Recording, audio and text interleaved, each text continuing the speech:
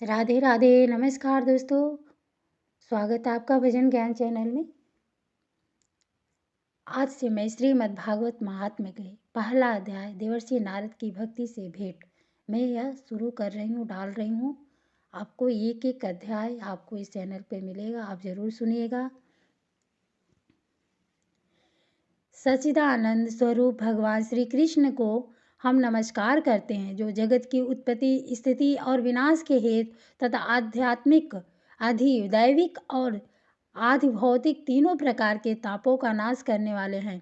जिस समय श्री सुखदेव जी का यज्ञो पवित्र संस्कार भी नहीं हुआ था तथा लौकिक दैविक कर्मों के अनुष्ठान का अवसर भी नहीं आया था, तभी उन्हें अकेले ही संन्यास लेने के लिए घर से जाते देखकर उनके पिता व्यास जी विरह से कातर होकर पुकारने लगे,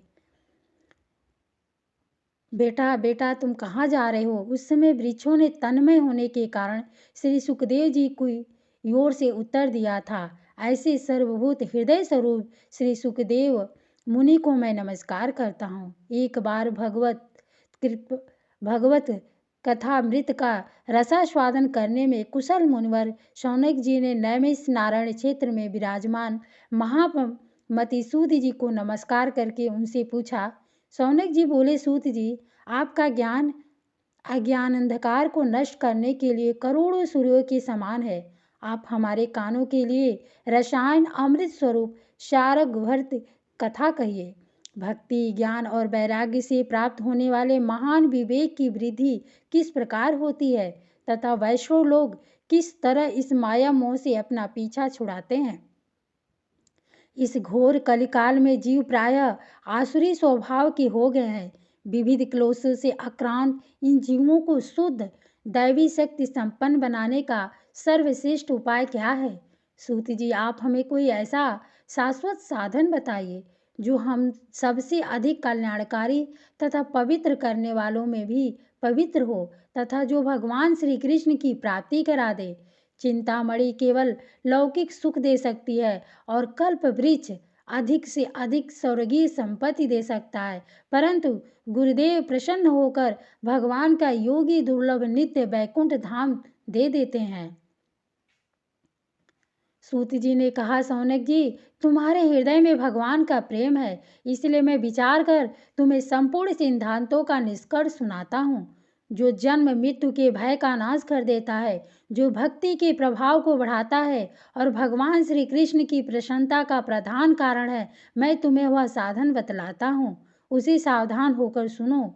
श्री सुखदेव जी ने कलयुग में जीवों के काल रूपी संपर्क के मुख का ग्रास होने के त्रास का अत्यंतिक नाश करने के लिए श्रीमद् भागवत शास्त्र का प्रवचन किया है। मन की शुद्धि के लिए इससे बढ़कर कोई साधन नहीं है। जब मनुष्य के जन्म जन्मांतर का पुण्य उदय होता है, तभी उसे इस भागवत शास्त्र की प्राप्ति होती है। जब सुखदेव जी ने राजा परीक्षित को यह कथा सुनाने के लिए सभा में विराजमान हुए, तब देवता लोग उनके पास अमृत का कलश लेकर आए। देवता अपना काम बनाने में बड़े कुशल होते हैं, अतः यहाँ भी सबसे सुखदेव मुनि को नमस्कार करके कहा, आप यह अमृत लेकर बदले में हमें कथामृत का दान दीजिए। इस प्रकार परस्पर विनिमय अदला बदली हो जाने पर राजा परीक्षित अमृत का पान करें और हम सब श्रीमद् भागवत रूप अमृत का पान करें। इस संसार में कहाँ कांच और कहाँ महामूल्य मणि तथा कहाँ सुधा और कहाँ कथा। श्री सुखदेव जी ने यह सोचकर उस समय देवताओं की हंसी उड़ा दी। उन्हें भक्ति शून्य कथा का अनधिकारी जानकर कथामृत का दान नहीं दिया। इस प्रकार यह श्रीमद् भागवत की कथा देवताओं को भी दुर्लभ है। पूर्व काल में श्रीमद्भागवत के श्रवण से ही राजा परीक्षित की मुक्ति देखकर ब्रह्मा जी को भी बड़ा आश्चर्य हुआ था। उन्होंने सत्य लोक में तराजू बांधकर सब साधनों को तौला, अन्य सभी साधन तौल में हल्के पड़ गए। अपने महत्व के कारण भागवत ही सबसे भारी रहा। यह देखकर सभी ऋषियों को बड़ा विस्मय हुआ। उन्होंने कलयुग में इस भगवत शास्त्र को ही पढ़ने सुनने से तत्काल मोक्ष देने वाला निश्चय किया। सप्ताह विधि से श्रवण करने पर यह निश्चय ही भक्ति प्रदान करता है। पूर्व काल में इसे दयापरायण सनकादि ने देवर्षि नारद को सुनाया था। यद्यपि देवर्षि ने पहले ब्रह्मा जी के मुख से इसे श्रवण कर लिया था, तथा सप्ताह श्रवण की विधि तो उन्हें शनकादि ने ही बताई थी। शौनक जी ने पूछा, सांसारिक प्रपंच से मुक्त अवे विचरणशील नारद जी का यह सनकादि के साथ संयोग कहाँ हुआ और विधि विधान के श्रवण में उनकी प्रीति कैसे हुई? सूत जी ने कहा, अब मैं तुम्हें वह भक्तिपूर्ण कथा नक सुनाता हूँ जो श्री सुखदेव जी ने मुझे अपना अनन्य शिष्य जानकर एकांत में सुनाया था। एक दिन विशालापुरी में वह चारों निर्मल ऋषि सत्संग के लिए आए। वहाँ उन्होंने नारद जी को देखा। सनकादि ने पूछा, ब्रह्मान, आपका मुख उदास क्यों हो रहा है? आप चिंतातुर कैसे हैं? इतनी जल्दी जल्दी आप कहाँ जा रहे हैं और आपका आगमन कहाँ से हो रहा है? इस समय तो आप उस पुरुष के समान व्याकुल जान पड़ते हैं जिसका सारा धन लूट गया हो। आप जैसे आसक्ति रहित पुरुषों के लिए यह उचित नहीं है, इसका कारण बताइए। नारद जी ने कहा, मैं सर्वोत्तम लोक समझकर पृथ्वी पर में आया था। यहाँ पुष्कर, प्रयाग, काशी, गोदावरी, नासिक, हरिद्वार, कुरुक्षेत्र, श्रीरंग और सेतुबंध आदि कई तीर्थों में मैं इधर उधर विचरता रहा, किंतु मुझे कहीं भी मन को संतोष देने वाली शांति नहीं मिली। इस समय अधर्म के सहायक कलयुग ने सारी पृथ्वी को पीड़ित कर रखा है। अब यह सत्य, तप, शौच, बाहर भीतर की पवित्रता, दया, दान आदि कुछ भी नहीं है। बेचारे जीव केवल अपना पेट पालने में लगे हुए हैं। वे असत्यभाषी, आलसी, मंदबुद्धि, भाग्यहीन, उपद्रवग्रस्त हो गए हैं। जो साधु संत कहे जाते हैं वे पूरे पाखंडी हो गए हैं। देखने में तो वो विरक्त हैं, किंतु स्त्री, धन आदि सभी का परिग्रह करते हैं। घरों में स्त्रियों का राज है। साले सलाहकार बने हुए हैं। लोभ से लोग कन्या विक्रय करते हैं और स्त्री पुरुषों में कलह मचा रहता है। महात्माओं के आश्रय तीर्थ और नदियों पर यवनों विधर्मियों का अधिकार हो गया है। उन दुष्टों ने बहुत से देवालय भी नष्ट कर दिए हैं। इस समय यहाँ न कोई योगी है, न सिद्ध है, न ज्ञानी है और न सत्कर्म करने वाला ही है। सारे साधन इस समय कलरूप दावानल से जलकर भस्म हो गए हैं। इस कलयुग में सभी देववासी बाजारों में अन्न बेचने लगे हैं। ब्राह्मण लोग पैसा लेकर वेद पढ़ाते हैं और स्त्रियां वेश्यावृत्ति से निर्वाह करने लगी हैं। इस तरह कलयुग के दोष देखता है और पृथ्वी पर विचरता हुआ मैं मनु यमुना के तट पर पहुंचा, जहाँ भगवान श्री कृष्ण की अनेकों लीलाएं हो चुकी हैं। मुनिवरों सुनिए, वहाँ मैंने एक बड़ा आश्चर्य देखा। वहाँ एक युवती स्त्री खिन्न मन से बैठी थी। उसके पास दो वृद्ध पुरुष अचेत अवस्था में पड़े जोर जोर से सांस ले रहे थे। वह तरुणी उनकी सेवा करती हुई कभी उन्हें चेत कराने का प्रयत्न करती और कभी उनके आगे रोने लगती थी। वह अपने शरीर के रक्षक परमात्मा को दसों दिशाओं में देख रही थी। उसके चारों ओर सैकड़ों स्त्रियां उसे पंखा जल रही थी और बार बार समझाती जाती थी। दूसरे यह सब चरित्र देखकर मैं कौतूहलवश उसके पास चला गया। मुझे देखकर वह युवती खड़ी हो गई और बड़ी व्याकुल होकर कहने लगी। युवती ने कहा, आजी महात्मा जी, क्षण भर ठहर जाइए और मेरी चिंता को भी नष्ट कर दीजिए। आपका दर्शन तो संसार के सभी पापों को सर्वथा नष्ट कर देने वाला है। आपके वचनों से मेरे दुख की भी बहुत कुछ शांति हो जाएगी। मनुष्य का जब बड़ा भाग्य होता है तभी आपके दर्शन हुआ करते हैं। नारद जी कहते हैं, तब मैंने उस स्त्री से पूछा, देवी तुम कौन हो? ये दोनों पुरुष तुम्हारे क्या होते हैं? और तुम्हारे पास एक कमल नयनी देवियाँ कौन है? तुम हमें विस्तार से अपने दुख का कारण बताओ। युवती ने कहा, मेरा नाम भक्ति है। ये ज्ञान और वैराग्य नामक मेरे पुत्र हैं। समय की फेर से ही ये ऐसे जर्जर हो गए हैं। ये देवियाँ गंगा जी और आदि नदियाँ हैं। ये सब मेरी सेवा करने के लिए ही आई हैं। इस प्रकार साक्षात देवियों के द्वारा सेवित होने पर भी मुझे सुख शांति नहीं है। तपोधन, जब अब ध्यान देकर मेरा वृत्तांत सुनिए। मेरी कथा वैसे तो प्रसिद्ध है, फिर भी उसे सुनकर आप मुझे शांति प्रदान करें। मैं द्रविड़ देश में उत्पन्न हुई हूँ।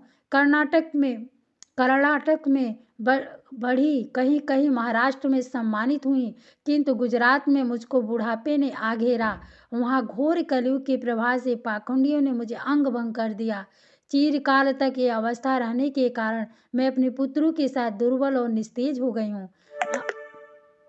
अब जब से मैं वृंदावन आई तब से मुन परम सुंदरी सुरूपवती नव युवती हो गई हूँ, किंतु सामने पड़े हुए ये दोनों मेरे पुत्र थके मादे दुखी हो रहे हैं।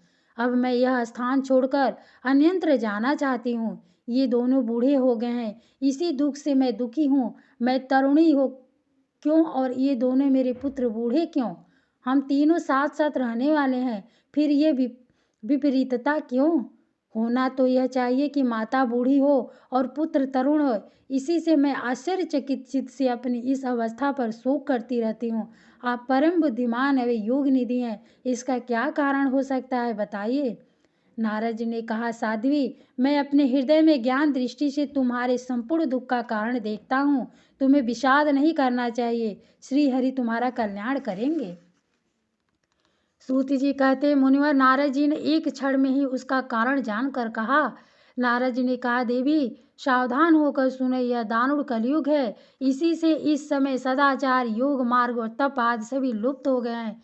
लोग सठता और दुष्कर्म में लगकर अघासुर बन गए हैं। संसार में जहाँ देखो वहाँ वही सत्पुरुष दुख से म्लान है और दुष्ट सुखी हो रहे हैं। इस समय जिस बुद्धिमान पुरुष का धैर्य बना रहे वही बड़ा ज्ञानी या पंडित है। पृथ्वी क्रमशः प्रतिवर्ष शेष जी के लिए भार रूप होती जा रही है। अब यह छूने योग्य तक तो क्या देखने योग्य भी नहीं रह गई है और न इसमें कहीं मंगल ही दिखाई देता है। अब किसी को पुत्रों के साथ तुम्हारा दर्शन भी नहीं होता। विषयानुराग के कारण अंधे बने हुए जीवों से उपेक्षित होकर तुम जर्जर हो रही थी। वृंदावन के संयोग से तुम फिर नवीन तरुणी हो गई हो। अतः यह वृंदावन धाम धन्य है, जहाँ भक्ति सर्वत्र नित्य कर रही है। परंतु तुम्हारे इन दोनों पुत्रों का यहाँ कोई ग्राहक नहीं है, इसलिए इनका बुढ़ापा नहीं छूट रहा है। यहाँ इनको कुछ आत्मसुख भगवत स्पर्श जनित आनंद की प्राप्ति होने के कारण इस सोते से जान पड़ते हैं। भक्ति ने कहा, राजा परीक्षित ने इस पापी कलयुग को क्यों रहने दिया? इसके आते ही सब वस्तुओं का सार न जाने कहाँ चला गया। करुणामय श्रीहरि से भी यह अधर्म कैसे देखा जाता है?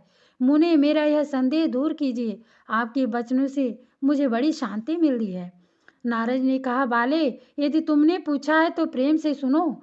कल्याणी में तुम्हें सब बताऊंगा और तुम्हारा दुख दूर हो जाएगा। जिस दिन भगवान श्री कृष्ण इस भूलोक को छोड़कर अपने परम धाम को पधारे, उसी दिन से यह संपूर्ण साधनों में बाधा डालने वाला कलयुग आ गया। दिग्विजय के समय राजा परीक्षित की दृष्टि पड़ने पर कलयुग दिन के समान उन्हीं को शरण में आ गया, उनकी शरण में आ गया। भ्रमर के समान शारग्राही राजा ने यह निश्चय किया कि इसका वध मुझे नहीं करना चाहिए, क्योंकि जो फल तपस्या, योग और समाधि से भी नहीं मिलता, कलयुग में वही फल श्री हरि कीर्तन से ही भली भांति मिल जाता है। इस प्रकार सारहीन होने पर भी उसे इस एक ही दृष्टि से सारयुक्त देखकर उन्होंने कलयुग में उत्पन्न होने वाले जीवों के सुख के लिए ही इसे रहने दिया था। इस समय लोगों को कुकर्म में प्रवृत्त होने के कारण सभी वस्तुओं का सार निकल गया है और पृथ्वी के सारे पदार्थ बीजहीन भूसी के समान हो गए हैं। ब्राह्मण केवल अन्न धनादि के लोभवश घर घर हमें जन जन को भागवत की कथा सुनाने लगे हैं, इसलिए कथा का सार चला गया।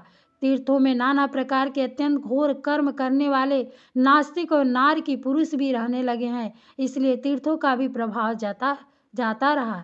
जिनका चित्त निरंतर काम, क्रोध, महान लोभ और तृष्णा से तपता रहता है, वो भी तपस्या का ढोंग करने लगे हैं, इसलिए तप का भी सार निकल गया। मन पर काबू न होने के कारण तथा लोभ, दंभ और पाखंड का आश्रय लेने के कारण हमें शास्त्र का अभ्यास न करने से ध्यान योग का फल मिट गया है। पंडितों की यह दशा है कि वे अपनी स्त्रियों के साथ भैंसों की तरह रमण करते हैं, उनमें संतान पैदा करने की ही कुशलता पाई जाती है। मुक्ति साधन में वे ही सर्वदा अकुशल हैं। संप्रदाय अनुसार प्राप्त हुए वशुणता भी कहीं देखने में भी नहीं आती। इस प्रकार जगह जगह सभी वस्तुओं का सार लुप्त हो गया है। यह तो इस युग का स्वभाव ही है, इसमें किसी का दोष नहीं है। इसी से पुंडरीकाक्ष भगवान बहुत समीप रहते हुए भी यह सब सह रहे हैं। सूत जी कहते हैं, सौनक जी, इस प्रकार देवर्षि नारद के वचन सुनकर भक्ति को बड़ा आश्चर्य हुआ। फिर उसने जो कुछ कहा उसे सुनिए। भक्ति ने कहा, देवर्षि, आप धन्य हैं। मेरा बड़ा सौभाग्य था जो आपका समागम हुआ। संसार में साधुओं का दर्शन ही समस्त सिद्धियों का परम कारण है। आपका केवल एक बार का उपदेश धारण करके कथाद कुमार ब्रह्मांड ने माया पर विजय प्राप्त कर ली थी। ध्रुव ने भी आपकी कृपा से ही ध्रुव पद प्राप्त किया था। आप सर्व मंगलमय और साक्षात श्री ब्रह्मा जी के पुत्र हैं। मैं आपको नमस्कार करती हूँ। राधे राधे, धन्यवाद।